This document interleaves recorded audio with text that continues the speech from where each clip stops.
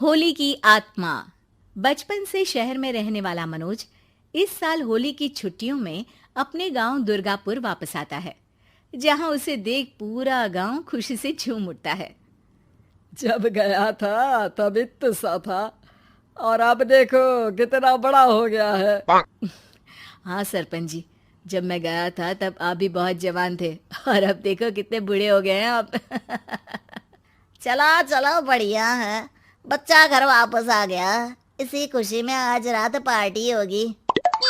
क्या बात है, गांव में भी पार्टियां होने लगी। वैसे अगर पार्टी की बात है तो आज क्यों सीधा होली पार्टी करते हैं। होली पार्टी की बात सुन चहल पहल में अचानक सन्नाटा छा जाता है, जिसे देख मनोज को कुछ अजीब लगता है। लेकिन तभी सरपंच बात पलट देता है। अब बहुत देर हो गई, चलो सब अपने घर चलो, पार्टी के बारे में कल सोचेंगे।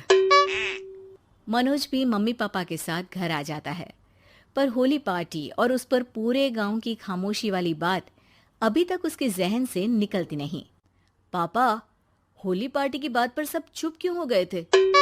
अरे होगी उनकी कोई अपनी बात। मुझे गांव की पंचायत ही थोड़ी पता है। थक गया हूँ, चलो सो जाते हैं, कल बात करते हैं। पापा की बात मानते हुए मनोज भी सोने चला जाता है। आज तो छुपा लिया, लेकिन हफ्ते बाद जब होली का दिन आएगा तब इसे कैसे रोकोगे?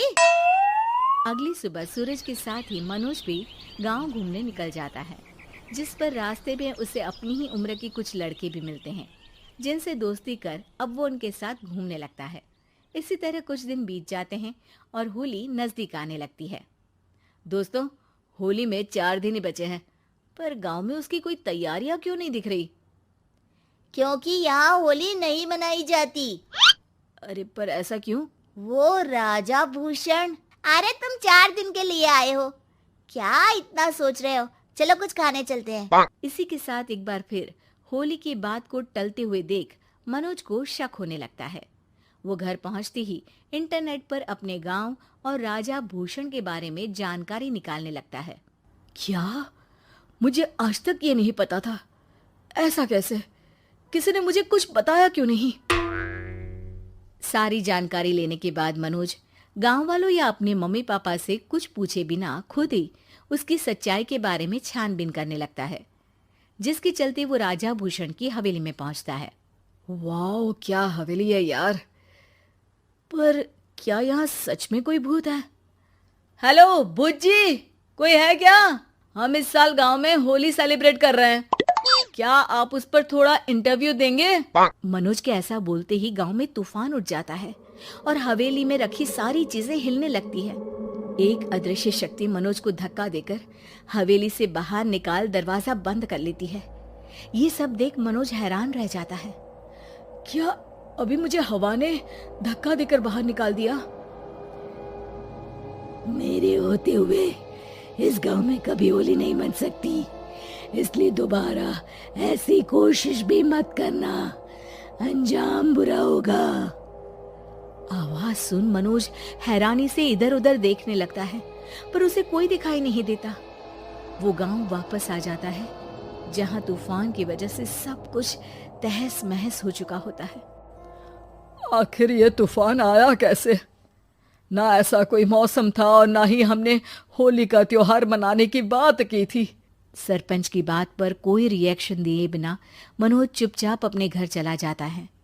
इस तरह देखते ही देखते होली का दिन भी आ जाता है और मनोज रंग लेकर गांव में निकल जाता है, लेकिन गांव पूरी तरह खाली होता है। अरे त्योहार का दिन है, धूमधाम की जगह मातम क्यों मनाया हुआ है? मनोज की आवाज सुन सब अपने घर की खिड़कियां खोल के घर के अंदर से ही उसे वापस जाने के लिए कहने लगते हैं, पर वो किसी की नहीं सुनता। तुझे पहले भी समझाया था, अगर होली खेलने की कोशिश भी की तो अच्छा नहीं होगा।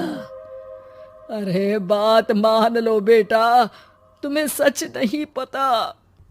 मुझे सब पता है।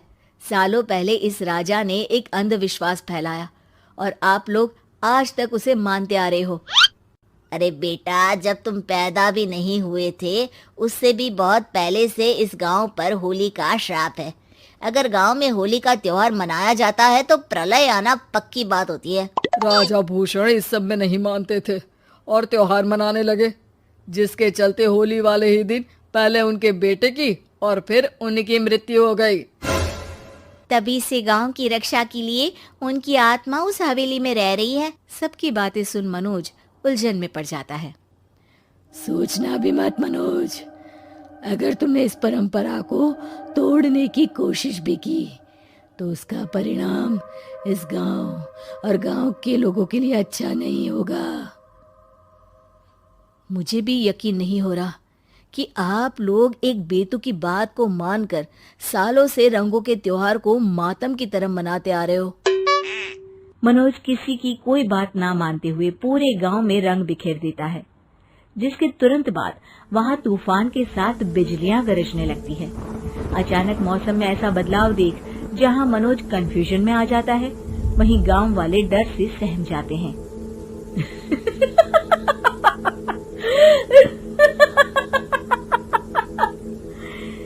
इस लड़के ने हमारे जैसे सिर्फ अपने स्वार्थ के लिए नहीं बल्कि पूरे गांव की खुशियों के लिए यहाँ होली मनाई है, जिस वजह से अब इस गांव पर होली का श्राप टूटता है।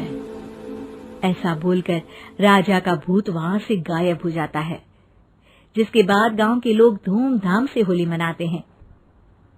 खुशियों के रंग गांव में बिखरे ही होते हैं कि अगली सुबह अचानक मनोज कहीं गायब हो जाता है और एक बार फिर गांव में होली का नया राज शुरू हो जाता है।